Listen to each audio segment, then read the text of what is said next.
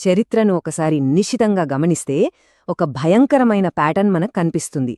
1930ల నాటి నాజీ జర్మనీలో యూదులను పరాన్న బొక్కులు అన్నారు.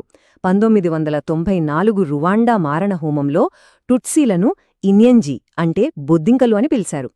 ఇప్పుడు 2026లో భారత నిరుద్యోగ యువతను అవే పదాలతో పోల్చారు. ఏ సమూహాన్ని అయితే పక్కకు నెట్టేయాలనుకుంటారో ముందుగా వారిని మనుషులు కాకుండా ఇలా క్రిమికీటకాలుగా మార్చేయడం మనం చరిత్రలో చూస్తూనే ఉన్నాం. అంతర్జాతీయ చట్టాల ప్రకారం ఇలాంటి అమానవీయ భాష వాడటం అత్యంత ప్రమాదకరం. ఎందుకంటే ఇది ఆ వర్గాన్ని వ్యవస్థకు ఒక ముప్పుగా చూపిస్తుంది. ఆరోగ్యకరమైన సమాజానికి వీరి నుండి రక్షణ కావాలనే భ్రమను కల్పిస్తుంది. వీరిని ఏరివేయడాన్ని ఒక నేలంగా కాకుండా ఒక ట్రీట్మెంట్లాగా ప్రొజెక్ట్ చేస్తుంది.